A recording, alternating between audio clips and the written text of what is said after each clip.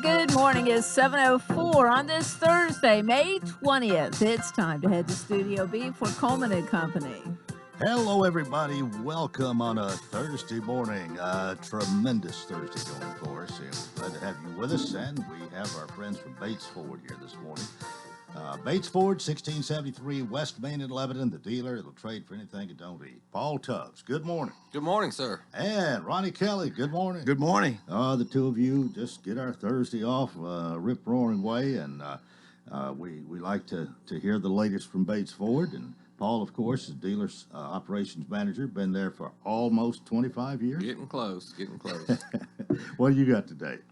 Man, we're just trying to keep it in the ditches. We've got a lot of stuff going on. We had some vehicles. We're always pursuing to buy vehicles. I know everybody pretty much knows the car market right now is a little tough with getting new vehicles, the microchip issue through Ford.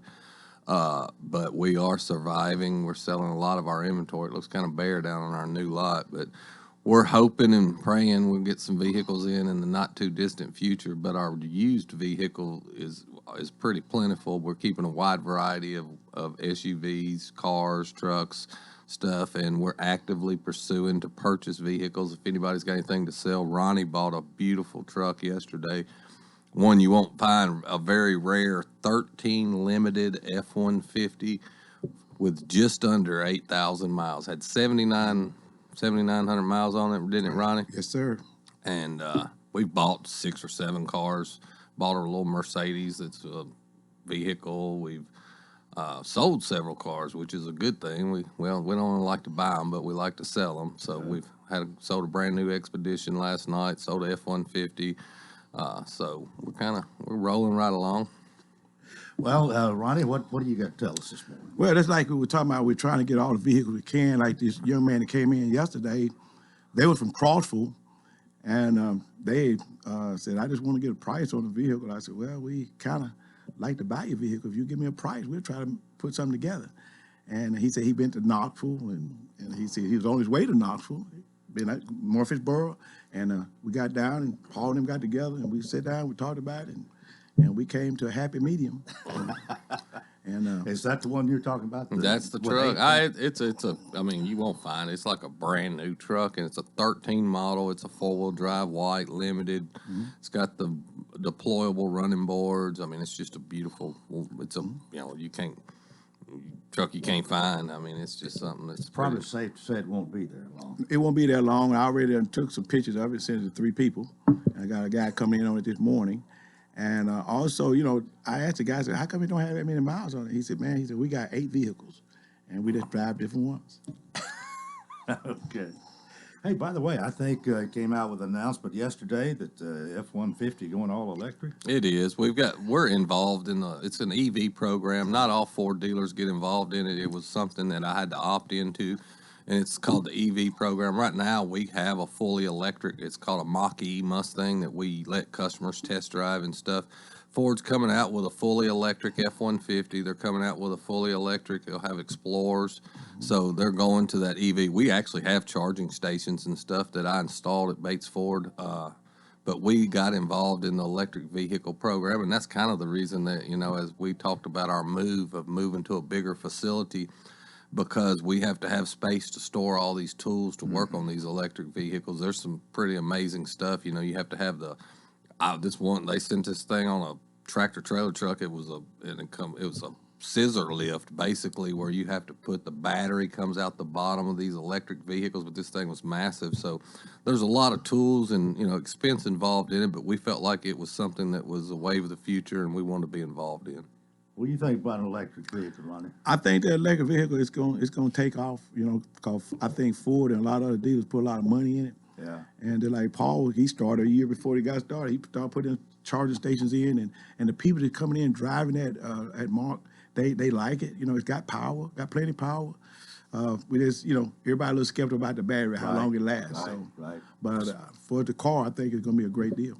Well, it kind of remains to be seen as to how soon they take off, but it could be It could be soon and fast. It's kind of like driving my golf cart to me. It's kind of, I mean, it's different to me. It's something I got to get used to, the way that it responds and, Yeah. it's the braking and stuff like that. But it is something that we felt like that we needed to be involved in. So, Well, of course, you're involved in the cheapest oil change in town. We talk about it every week. Still $24.95. keeping it going, $24.95. We have kind of loosened some of our waiting room restrictions, uncovered the water fountain and things like that. But as far as service, we've got a lot of great things going on. Ford's very active right now in tire sales. We've got rebates up to $140 on certain brands of tires. We'll meet or beat anybody's price on tires. Our oil change $24.95, and as I say every week, we don't just slap oil in it.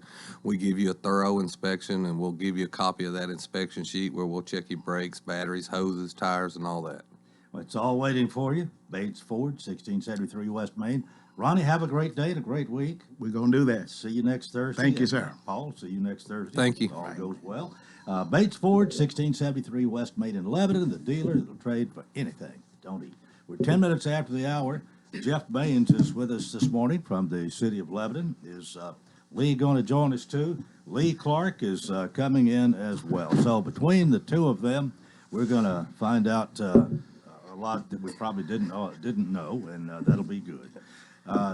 Jeff, how are you? I'm great, Coleman. How are you this morning? I'm fine. All right, I want you to tell me your what they call you at the city, the job title. Okay, that could be an interesting question. To answer that question, what they call me sometimes, but we won't go there, I guess. Yeah, let's don't go there. It used to be, you changed it a little bit. What is it? It used to be Commissioner of Public Works, Right. and now it's Commissioner of Public Services. All right, Commissioner of Public Service. I'm going to remember that one of these It's all the same. All plays the same. Tasks with you just still the same, And Lee, what is your title? General Services Administrator. All right. Okay, well, we got them both here today. What do we need to talk about? Well, What's going on? Perfect week, Coleman. Actually, on May 4th, the mayor issued a proclamation. This week is National Public Works Week. Okay. So great week for you to have our team out here, I guess. Lee is one of those key guys, but 16th through 22nd is Public Works Week, so it's just an opportunity to, to recognize those folks that are behind the scenes a whole lot of times, you well know. Yeah. But if your trash will get picked up, they become pretty important folks, if that doesn't happen. But really, I just want to start out by saying, it is that week, and certainly we have a great team at Public Works. There's probably 156 of us, right now in our troop. And for me as a commissioner I have 7 direct reports. And one of them is being Lee Clark. So what I first let do is let Lee talk about his team, what they do, and I'll finish up with some water sewer other folks that are part of the team too. But I like Lee talk about just his group in general and service they provide to all of us every day that sometimes go, like you say, unnoticed or just anticipated, expected. But if they don't show up or we don't make that service happen, and we do hear about it, So. General Services Administrator. That sounds like it covers a lot of territory. I think I've got about 6 or 7 different departments that I cover. But like I said, the men and women that I work with every day make my job so much easier. So I'm going to go down through these departments and not going to try to mention any names because I'll miss somebody, but just sort of cover them by departments. But just like Jeff said, the sanitation guys, that's one of those jobs that you see that just routine happens every week. This pandemic that we had, I think everybody's trash still got picked up every week. The only week we did miss was the week that we had the snow and ice storm, and it just wasn't safe to have the trucks out. The guys would have been ready to go if we could have. Mm-hmm. But that week was my week with the street guys. We put down salt, pushed snow for several hours that week trying to clean the roads. Right. They've done a great job on that. Then I guess on to some of the guys that, as I want to say, maybe behind the scenes a little more that you don't really see. My maintenance guys, we've got 2 different crews in maintenance, the mowing maintenance and my building maintenance guys and ladies. They mow the cemeteries. The cemeteries, when you go out, the ones that we maintain, they keep those all trimmed, the city buildings, city hall, public works, some of the medians and areas that it just happens. Yeah. These men and women take care of it. My building maintenance folks, when you get into police station, fire stations, things that are 24/7 operations, you still have water leaks, you have lights go out, you have plumbing problems, so they're the ones that go fix it. You just things to me that nobody ever really thinks about. I've got the garage under me. We're up to probably 400 city vehicles now, and plus or minus between patrol cars, utilities world, excuse me, and they keep it all moving, going to outsourcing it or whatever needs to be done. That even include the mayor's car? That include Special attention. it gets Special yes, attention. exactly. And all the equipment too. Yeah, I started to say that 400, like I said, it is equipment and vehicles, but it all, when it breaks, either they're out on the side of the road getting it back up and going, or getting a tow truck, or and just general services on them. You take that much stuff, just keeping the oil changed and routine maintenance. Another department is traffic signals. I've got 3 guys in that department that bulbs go out, Yeah. power failures, they go on flash. Anything computerized can be pretty finicky at times. So stuff happens, Lee. Stuff Exactly. happens. It happens. I mean, they're, rotate between the 3. They're on call 24/7. Wow. One of them's there. Police department, somebody call at 2:00 in the morning, out of the bed and go to check it out. So, then I've got drainage crew. As you know, we've recently had some flooding. That's a never ending, job in itself, cleaning ditches, cleaning pipes, trying to grade things, trying to help as much as we can. And then I can't forget my office staff.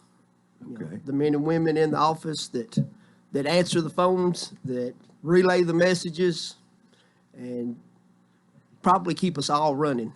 I've you said 6 or 7 there, different departments. Yes. Like Yes, sir. Which how many people would you say you actually supervise? I'm going to say probably about 50 on a regular basis. Now, this time of year, it probably goes up to 60 to 70 because we will have, like I said, with those mowing crews, we have, 4 full-time people, and then we will hire several seasonal people to run the mowers, weed eaters, and whatnot. Well, are you hiring anybody right now? Always looking. All right. Okay. All right. We've got Jeff Baines and Lee Clark here. It's time for us to take a break. You're listening to Coleman and Company, FM 98.9. And it's now 7:16. Let's see what's happening on the roadways. It's all brought to you by Bates Ford, and that regular oil change is $24.95, up to 5 quarts of oil, tax and disposal. 1673 West Main. Now at traffic, here's Chuck. Good morning. Watching traffic build pretty good here coming out of Wilson County on I-40 through Mount Juliet. Working a couple of accidents right now. 124 eastbound at OHB. As you come past Whites Creek Pike, you'll see some flashing lights there as you come in from Jolton. Heavy traffic at times now already on 65 southbound here at Long Hollow Pike. All that traffic flow trying to get down through Goodlettsville. Gatlinburg Wine Cellar, home of the world famous cotton candy wine. Check out their other flavors at GatlinburgWineCellar.com. I'm Commander Chuck, your on-time traffic. Renewal happens here at Lebanon Center for Rehabilitation and Healing. Lebanon Center for Rehabilitation and Healing has experienced new leadership and a new atmosphere. Same location in the heart of Lebanon, 731 Castle Heights Court on the Castle Heights campus. Lebanon Center for Rehabilitation and Healing is providing 5-star clinical outcomes to short-term and long-term care residents. Call 615-444-4319 for a tour and to experience the new culture. Renewal happens here at Lebanon Center for Rehabilitation and Healing. And we continue here on a Thursday morning. Let me introduce the 2 that I am talking with. We have the Commissioner of Public Services for the City of Lebanon, Jeff Baines. And let me say, Jeff is responsible for having me somebody on this particular Thursday of the month. Every third Thursday, I look to Jeff and say, send me somebody. It's kind of an unwritten thing. We don't do much. Most of the time, you'll send me an email late Wednesday telling me who's going to be there in the morning. Exactly. And sometimes you don't, but I know somebody's going to be, so I don't worry about it. That's a good thing. But anyway, Jeff is with us this morning along with Lee Clark, and Lee is a General Services Administrator. And Lee, kind of back to you here with 50 people that you supervise and those different, I guess you call them the areas of service. Are they departments, each one of them you mentioned? Is that considered a department or You got another?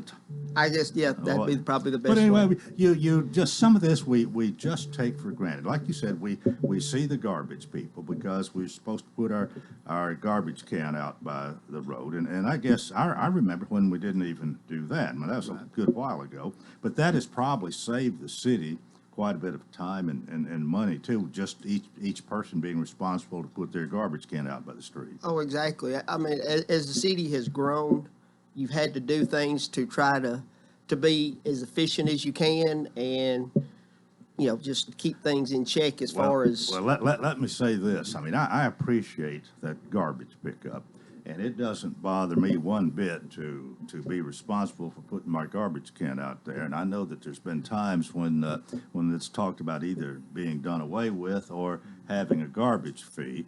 And I like it just like it is. Well, you're talking about the other people, like if a traffic signal goes, something happens to it, you've got 3 different people, one of them on call who's going to go in the evening in the middle of the night to take care of it. They take they're on call a week each. So every third week, they're back on call 24/7. Yeah. Phone may ring 4 or 5 times a night, may not get a call, but you get a little storm, windstorm, electrical storm. Like I said, most of your traffic signal stuff is computerized, so it can be very finicky at times. Well, I don't know exactly how this thing with the cemeteries came to be, but I think it is just tremendous, really, that we keep those that we're responsible for. We keep them mowed and in good shape throughout the spring and summer and fall months. Right, that's what I say. That group, like I said, there's 4 full-time employees that are on staff, and then we will hire 8, 10, 12 seasonal people to come in mow. One of the things that we just recently added 2, maybe 3 years ago now, we're keeping up all the grass and the property there at the airport. So that that added around the runways and taxiways. Around the building, like I said, things that just people you don't think about that somebody has to do.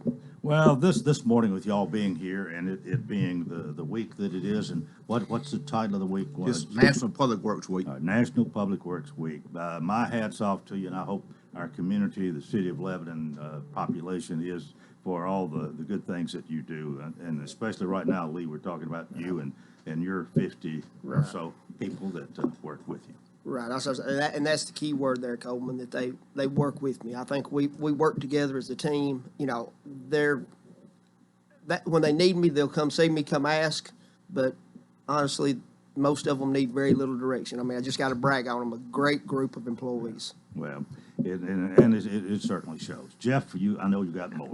Well, yeah, I had Lee is that sort of our general fund, general services. That's what your taxes really go for, Lee's group. Yeah. Talk a little about what your water, sewer, and gas rates go for. And there's a part of public works, the water department. We have a water plant that clearly out of our sight to people in town, right? It's out 201 North. A lot of people do not know where the water plant is, as you can imagine. They don't know where the water comes from, right? I wonder how many people do know that we get our water in the city of Lebanon from the Cumberland River. That is great.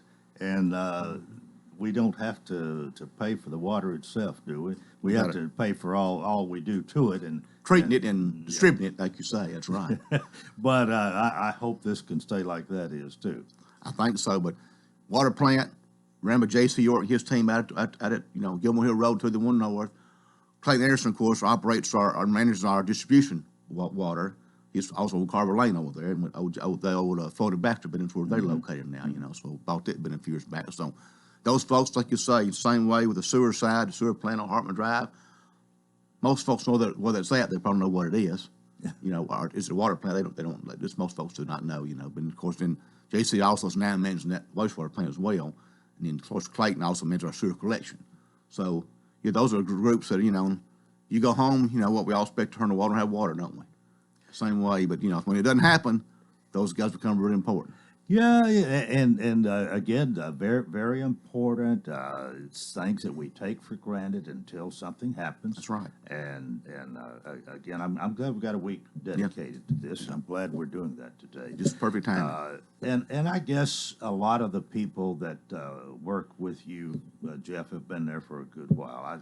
I know there's some that come and go, but for the most part, don't you have a pretty steady employment and people stay do. for years? Clearly, the leadership team here that I mentioned, the 7 folks report to me directly. They've all been there a pretty good while now. And you're right. It's when you get involved, we've had a little turnover sometimes last year because of the construction industry. That's our competition in Lee's world and these water sewer worlds. All this construction going on, equipment operators are in high demand, for example. Yeah. We struggle trying to hire equipment operators. So if you're equipment operator in your job, got a CDL, call our HR department. We need you. We've got openings right now for you operators because it's just a competitive task, right now because of all the growth going on in this community. Well, sometimes people will leave because the pay is better. Sure. And then when you've got the mayor trying to control the budget, That's right. it gets to be a little battle there sometimes, or at least some strong It discussion. does, but in most things, I think we're pretty competitive, and again, we've got great benefit package. Yeah. A lot of times, the younger folks don't get to as well as some of us more seasoned folks, but we compete with the private industry. Well, let me ask this, Jeff, as no doubt, I mean, you are very much attuned to things and the growth that we have. And as far as the water available at our, how much we can have ready for people with more coming in, you're going to need more water. You're going to need, the sewer's going to be fuller, or we need more sewers or whatever. But is that being addressed, and are we in good shape? Absolutely, and water's in better shape than sewer is right now. We've got a great source in the Coleman River, of course, and we're adding a storage tank right now out of Sea Hill area on the west side of town for water storage. Right now, it's almost complete. There'll be some storage like adding it. But water's in much better shape than sewer system. The growth has really taxed that, and our top challenge at Public Works is the sewer system. We're looking at some major. You hear a lot about the growth out around Barton's Creek here in the south of the interstate. Well, that sewer line is it's a sewer line right at Barton's Creek. That's the main watershed out in that area. That's our biggest challenge. We're working with our developers out there, and just in our council meeting the other night, Mayor mentioned yesterday it was a pretty bland meeting. It was, but on the agenda they approved several $100,000 for us to start some sewer design to basically rework the area in Barton's Creek area ultimately from the plant out to I-40. And that's significant. Again, that's one of those things you write sewer line underground, out of mind, out of sight. But I tell people all the time, without the sewer, there's just not any growth. Everybody's got to have sewer. Right. So it is a key element to any growth. Roads are important, things are important, but if you've not got sewer, it's not going to happen. So that's our top challenge next few years in our infrastructure system. Really is. Now we always want more roads and more lanes, et cetera, and that's going to probably happen here or there, but it's very expensive too. But the sewer system is our top challenge in expanding that and keep with growth. And most of it will be paid for by developers. Actually, there'll be some cost to you as a ratepayer, but generally, most of the cost will be actually going to the developer folks. So that's where we're headed right now.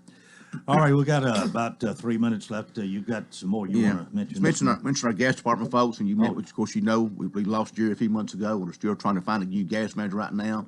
Tony Eskew is handling that group right now, but gas is certainly critical infrastructure. If you get home at night in the wintertime, you ain't got heat, they become pretty important. Yes. And again, all those guys I mentioned, water, sewer, gas, as Lee said, it's 24/7, 365. There's always a couple people on call to those departments. When you get home at midnight or 10 o'clock and you've not got a water, sewer problem or a gas problem, we're there within an hour. So that's important to know. You pay for that service, and it's a service we provide. We're going to be there if you need us. And then sometimes you have that gas smell, and that can be disturbing. I remember it happened to me one time, and I called a gentleman I knew real well, didn't want to really bother anybody, but he just insisted that they come over and check it out. That's right. To make sure. We tell people all the time, if you think you smell gas, Coleman, you call us. Yeah. We'd rather come tell you that was something else, but if you think you smell gas, we want to be there. Let me finish up with a couple more people real quick, and that's the outside folks, I guess, and those outside folks in offices too, with water, sewer, gas. Then also up there at City Hall, engineering department, planning department, stormwater quality folks, not just these are drainage folks, it's the quality folks that all the EPA and TDEC requirements have got to go by. That's what most of your fees go for, that kind of stuff there. But engineering, planning, stormwater, and our GS folks are all up at City Hall. They're part of the public works team, and they're part of everything we do. As Lee, you said a while ago, I'm a sports guy, as you know, and it is about a team. Our group is about a team, and I think I captain just an excellent, outstanding team. Well, I'm just glad again that you have reminded us that this is the Public Service Week, and that we're able to just mention the different departments, the different things that we so much take for granted, and we really do until we have a problem. But it's good. It is good to know that we got some people who know what they're doing, who take care of the problem, and have a lot of experience. If you count up all the years of experience, that's right. It's great. And, that's right. I don't know how we would rate there with other cities, but I want to think that we probably would rate very high. Tell you, we're on top. I would say I'm going to brag, All right. Anything else you want to say? We got about 30 seconds here to wrap it up. Lee made one more thing. I was just going to mention, Coleman, I just got a text from my street department guys. We're going to be starting bush hogging right-of-ways starting today. So if you're out on the roads, just be aware there may be some tractors and bush hogs out on the road or guys weed-eating around signs. So just keep your eyes open. Like anything, watch for our workers. We all take it for granted, too. You got your net, watch those orange vests and those flashing lights and respect that. You're right. Respect those folks. Right. They want to go home tonight, too. They're right, and they are working for us. That's right. Okay. Right. Well, thank you both. I appreciate this. Jeff, you did a good job today. Jeff Baines, the Commissioner of Public Services, and Lee Clark, General Services Administrator. Thank you all a lot. Appreciate it. Thank you. We'll do it again next month with somebody. And that's part one of Coleman and Company. We hope you'll stay with us for part two coming up here on FM 98.9. And it's now 7:31. Let's see what's happening on the roadways. Want to thank our friends at Absolute Kubota Exmark. Large inventory of Exmark mowers for homeowners and commercial users. The #1 selling brand, bought 2-to-1 over any other commercial mower brand. 1506 West Main. Now at traffic. Here's Chuck. Good morning. We're looking at two cars up against the wall here in a tricky spot. It's going to be on Vietnam Vets going westbound here at Conference Drive. There's just a lot of traffic volume coming through Hendersonville in this area. Again, it's Vietnam Vets going westbound at Conference Drive on a two-car crash. Traffic's picked up even more now on 24 coming up past Harding Place. Gatlinburg Wine Cellar, home of the world-famous cotton candy wine. Check out their other flavors at GatlinburgWineCellar.com. I'm Commander Chuck, your on-time traffic. 71 degrees all the way. 73 degrees, please. So what's your perfect degree of comfort? We'll help you find it with professional Rheem HVAC service that'll keep your home comfy year-round, save on energy costs, and may qualify for utility rebates and tax credits. So enjoy a new degree of comfort. 72 degrees, and I'm good to go. Financing available through TVA's Energy Right program and your local power company. Call Randy's Heat and Air 237-3604. I do a lot of thinking while I'm driving. I think about my kids, my grandkids, and my insurance business. When's the last time you thought about having your insurance program reviewed? This is John Bryan with THW Insurance. We're an independent, trusted choice insurance agency representing several top-rated insurance companies like Westfield Insurance Company. Give me a call at 615-443-3849 for a no-obligation review of your current insurance plan. THW Insurance Services, serving Lebanon and Wilson County for decades. Today's forecast calls for mostly sunny skies with temperatures topping out in the mid-80s. It's going to get a little warmer on Friday with highs climbing into the upper 80s with plenty of sunshine. By the weekend, temperatures reach the 90s with sunny skies. This weather forecast is brought to you by Walker Auction and Realty, professional auction and real estate services. Get top dollar for your home, land, or personal property. Log on to MikeWalkerAuctions.com. They know auctions. That's Look at Your Forecast. I'm meteorologist T.J. Scott. And we continue. Welcome to part two, Coleman and Company for a Thursday. It is really nice out there today. The sun is shining. It's getting warmer. Probably going to be hot today. Have on the phone with me now Heather Sadler Gallagher. We're going to talk about the Pavilion Senior Living here in Lebanon. Heather, good morning. Good morning. Good morning. How are you? Oh, doing great, really. And it's nice to hear your voice and know that you're going to talk about the Pavilion and maybe a few other things.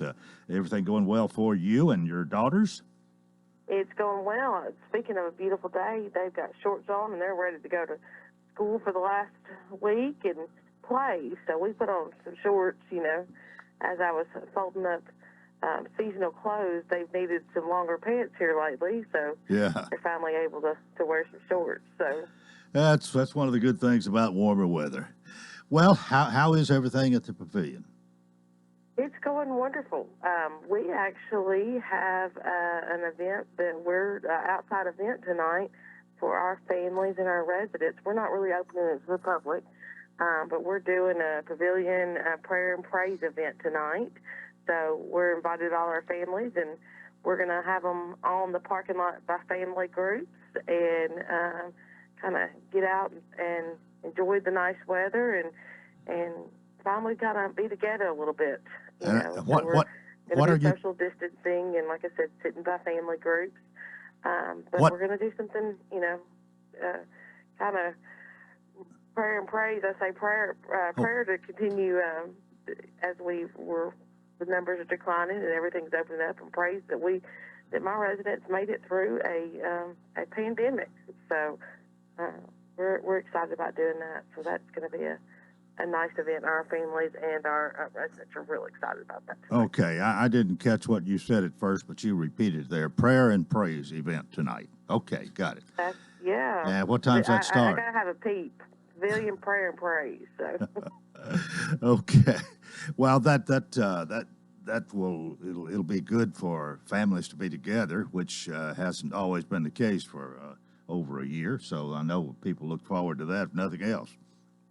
That's right. And like I said, it's outside, so we're, you know, the weather's supposed to be beautiful today, so we're excited about that. So. What else is going on? Well, you know, I said last week and again this week we are completely full with a wait list, but that doesn't mean that people shouldn't call us or start thinking about if a loved one might need assisted living. You know, assisted living, the average move-in is from the time you talk about it to the time you move in is about 6 months. So, you know, if you have a loved one or that's, you know, you're kind of concerned about getting around their house or they might need help with their medicines. I had a call this week that a family was in the hospital because their loved one just wasn't taking their medicines right. You know, that's a big deal. If the medicine's ordered 2 times a day, you should take it 2 times a day at the times it's supposed to go, not at all or not 4 times a day. So we get a lot of those calls. So if there's somebody you're concerned about for that would be, you know, that's the time to start giving us a call. You know, we do have a secure unit for memory care, but I always tell families, and just because somebody has a diagnosis of dementia doesn't mean they need a secure unit. Maybe they just need, you know, some redirection and some things done for them and some reminders. So we do those assessments when we talk to families to make sure they're appropriately placed. Mm-hmm. And then also on our campus, we have skilled nursing and for short-term rehab. We've got, you know, people are kind of getting back in and getting hips and knees and shoulder replacements and planning those out, and they'll need rehab after. And you know, we have a really dynamic rehab team, and we're the best of the best in Wilson County. So if that's something that you're thinking about, y'all give us a call, and we'll make sure you get in the right direction and in the right buildings. What I always say, because we have 2 buildings on that campus, we'll get you to the right place and talk you through it.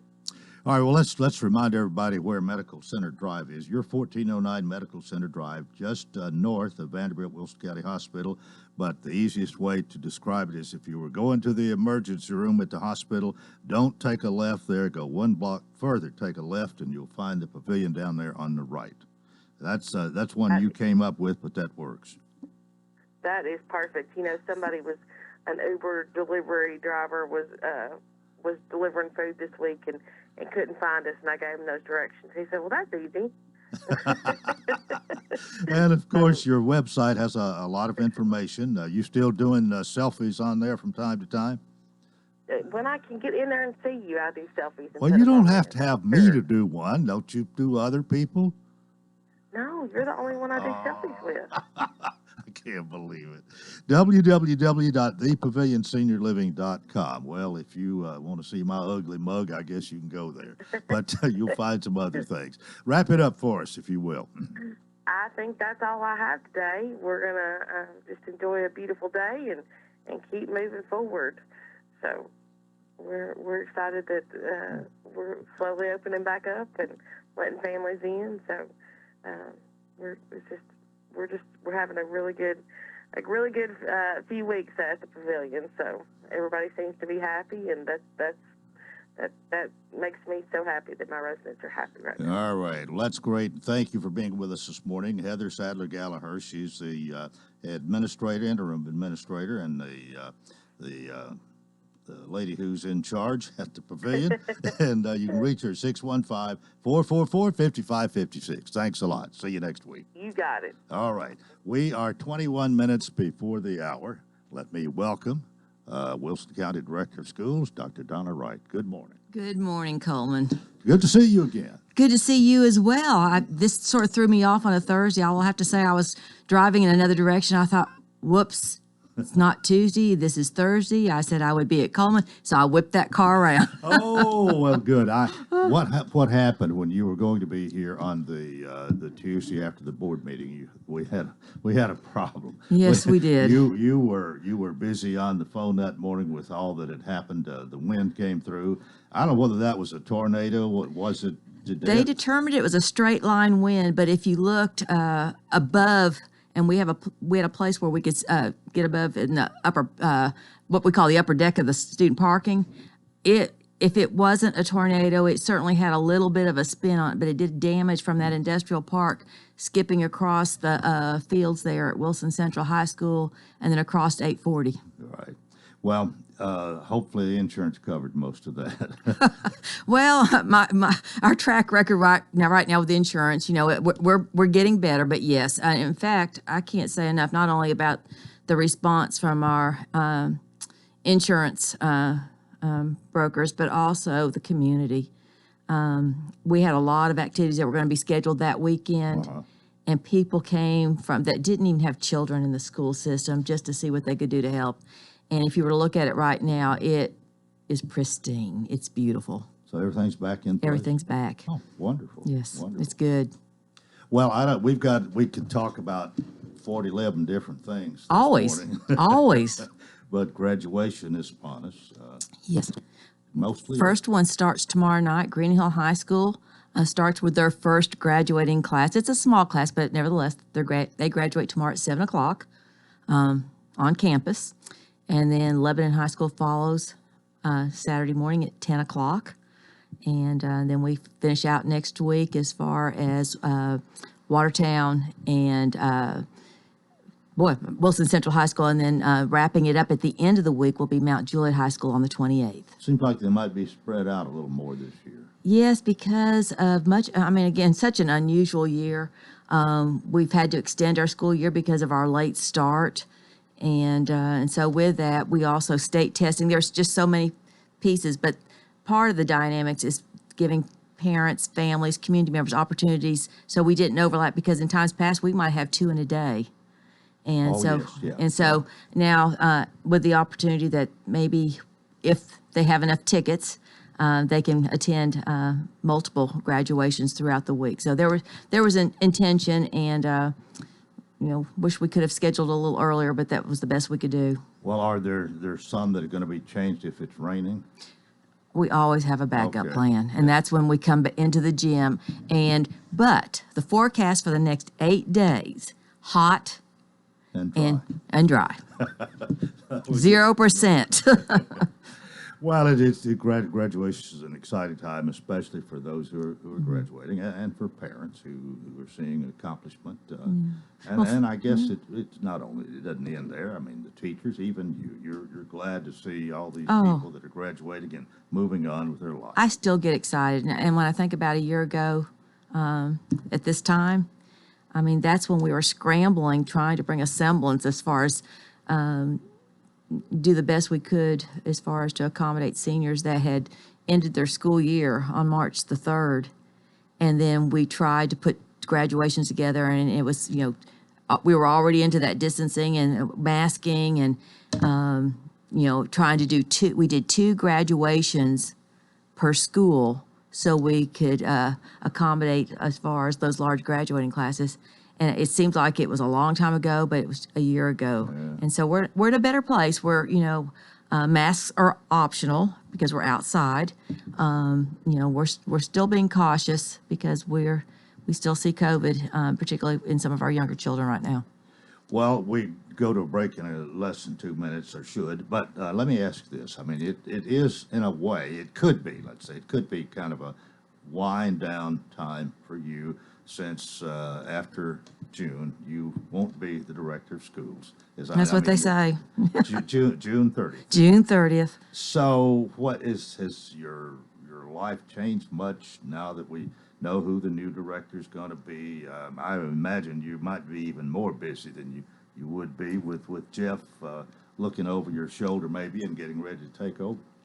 Jeff's involved in every decision, and that was something that from the day that he was confirmed, I've made sure that he's had, not only to sit in, but also we talk as far as, what's my thinking, why am I thinking this, and then also part of my senior team, he's been part of those dynamics as well, because we are always looking forward, and for every plan there, we have to, in this world right now, we have to have a contingency plan. So Jeff's been a critical part of that from day one. Saying that, I don't know that anyone would see that I don't want to say slowed down. When I leave on June the 30th, there will not be, I don't believe they will see a difference as far as, because every day is if I'm going to be here for the next year or 2 years. That's just the way I am. But with every decision too, Jeff's a part of that decision, because that might not be the direction he wants to go. And so we have that conversation, but it's been good. But I hope that no one would see that I'm leaving June the 30th and think that I have changed my work pattern. It'll be hard for me. I'll have to be honest. It'll be hard for me. Okay, with that, we'll take our break right here. Dr. Donna Wright is with us. We've got more to talk about on the other side. This is Coleman & Company, FM 98.9. And it's 7:46. Let's see what's happening on the roadways. Thanks to our friends at Bates Ford and the Lifetime Brake Pad Guarantee. With the purchase of a brake service, replacement brake pads will be provided at no cost for as long as the customer owns a vehicle. Bates Ford, 1673 West Main. Now at traffic, here's Chuck. Good morning. These cars are up against the wall. Hopefully they'll move this crash here in just a few minutes on Vietnam Vets going westbound here at Conference Drive. It's just adding to the slowdown here. All that traffic flow trying to get in from Hendersonville on Vietnam Vets. Again, hopefully they'll move them over to the side. That's Vietnam Vets westbound here at Conference Drive. Briley Parkway at Centennial Boulevard. A crash just happened over there on the west side. True Friends Movie Company is now hiring. Call 240-2811.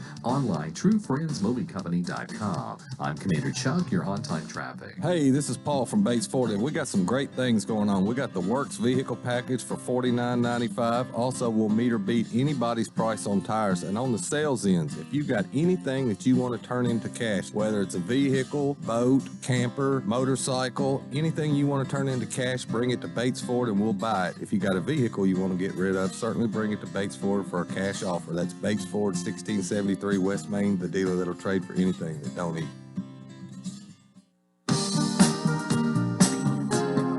Coleman & Company, thanks for joining us. Now our final segment for a Thursday morning. Dr. Donna Wright is here, and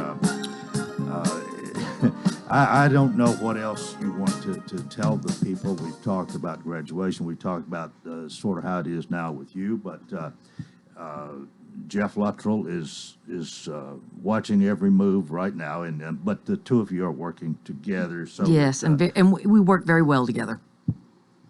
What else is there to do? I mean, you've got what will you be doing once school is out in the month of June?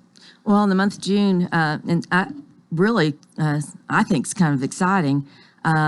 We are looking at the demolition of the two schools where we didn't think we would be able to touch Stoner Creek until July, West Wilson in August.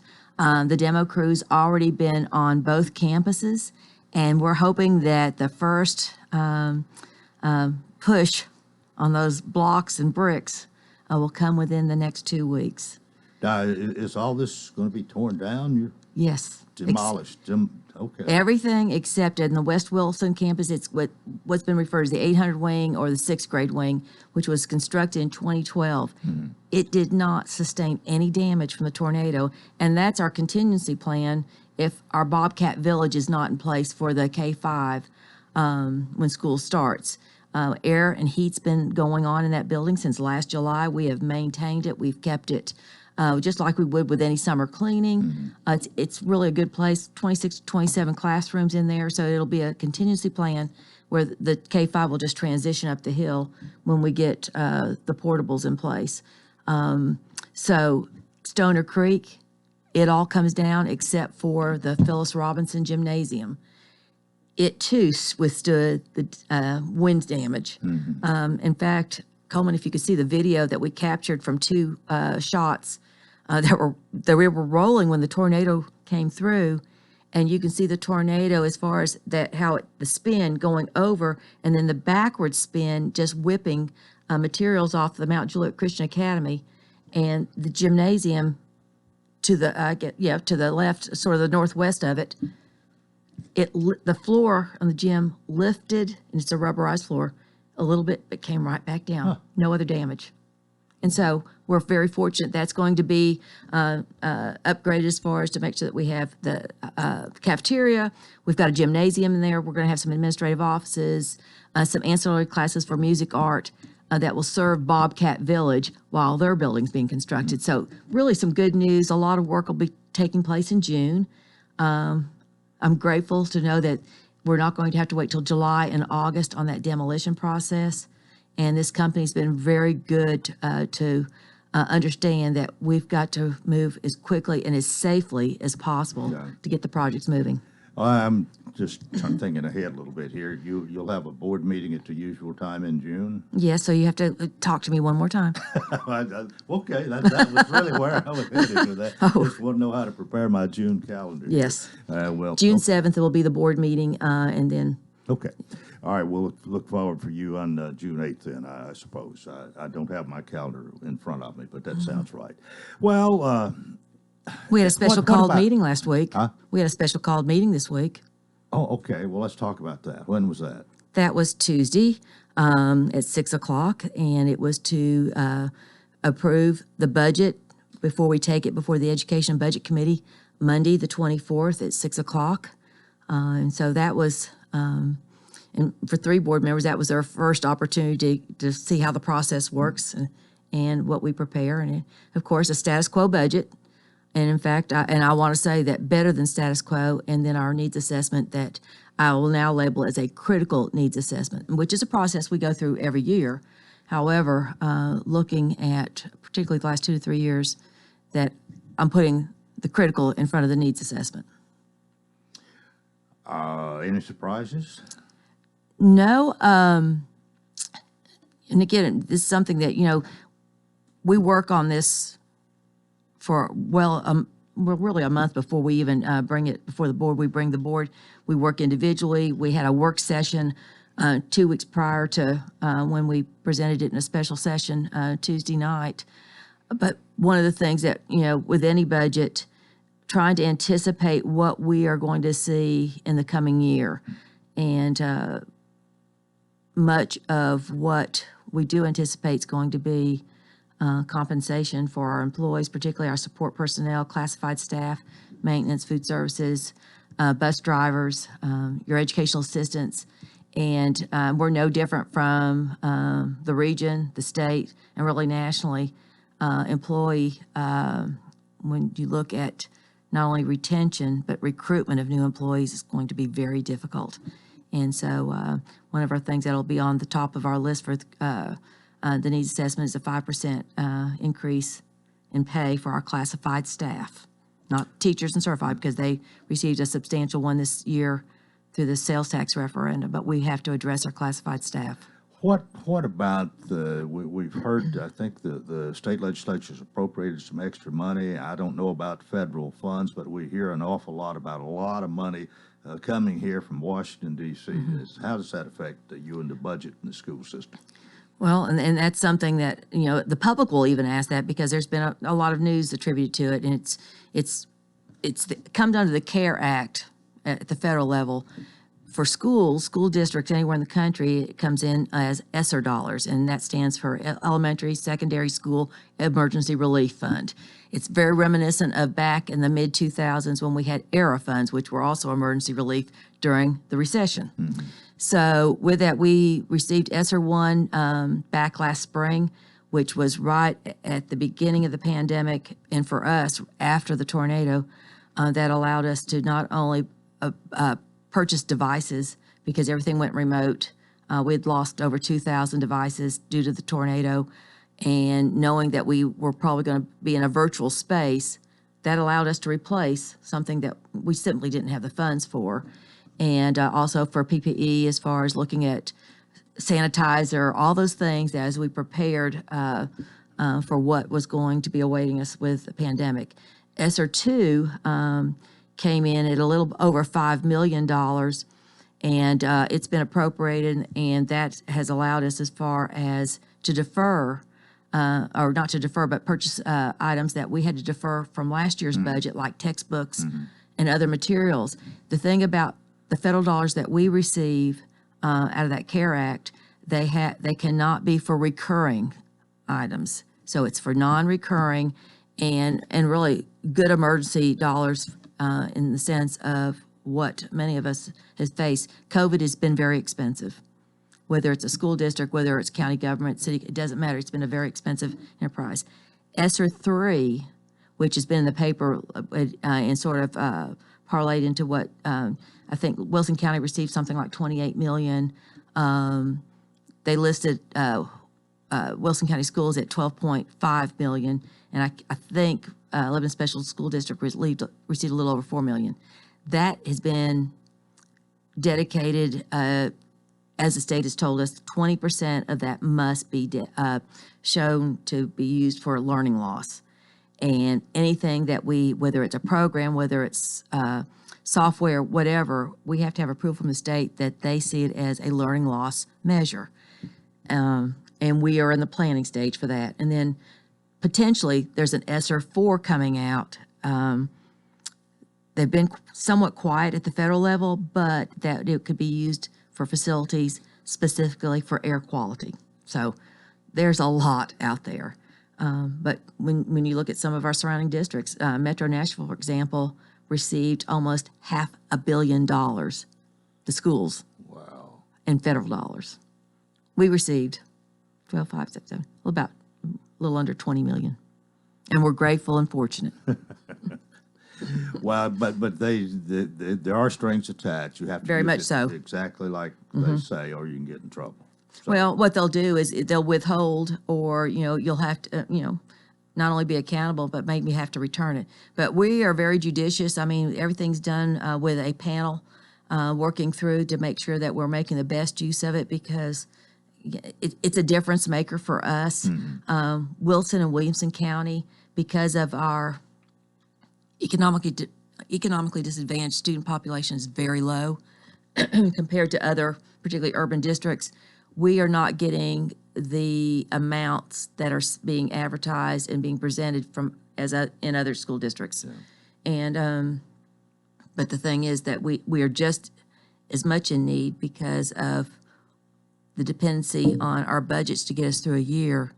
And sometimes, and I make no secret of it, our per pupil allocation in Wilson County is $1,700 below the state average. We do a pretty good return on investment, good stewards of our money when you look at our performance in return for that. So we use it. Bring up one other thing here. We don't have a lot of time to talk about this. I think that it's called learning loss, but the quality of the education under the adverse conditions this year. How do you rate what we've done here? We've done well, not to negate that there's been learning loss, but not to the extreme or what has been portrayed not only within the state, but across the country. We, about 2 years ago, initiated something that it might have seemed a little fluffy on the top, but it was deeply meant and very intentional as far as knowing our kids individually, knowing where they are at any point in time. And we have the tools to do that. identifying their strengths and successes before we ever determine where their deficits might be. And so we do those pulse points, and we were extremely pleased, particularly looking from where we were in the spring, what we were touching base with students over the summer and when we started the school, particularly in literacy. Because one thing that we could urge parents that if you might not know what else to do, reading is a skill like anything else, whether you're 5 years old or 18 years old, you have to practice it. We don't care what you read. And it paid off. Math, it's a skill as well, but that's one of those things. Look to see where the gap is, go in and address it. And so our teachers, we're just coming through state testing right now. Our teachers, even though there's no accountability measure to it, our teachers are somewhat excited because they want to see. Our teachers have been, talk about heroes. They've worked so hard this year under adverse conditions. We're looking forward to it, believe it or not. Yeah. Well, school will be out shortly here. The month of June. I'm hoping I might have some good news to announce later this afternoon, but yes, school will be out shortly. And you'll be back after the board meeting in June. Yes, sir. Maybe the last time, most likely, as director of schools. But unless you want to talk about anything in the future, I love to talk. Whenever I have a shortage the night before something, I might give you a ring one of these days. We'll see. I'd be happy to join you. Okay, well, I'm glad to hear that. But thanks for being with us this morning, and I hope all the graduations go well, and we'll see you next month. Thank you. Dr. Donna Wright, Director of Schools, that's it for a Thursday. Join us tomorrow for the Friday edition. Till then, I wish you a tremendous day.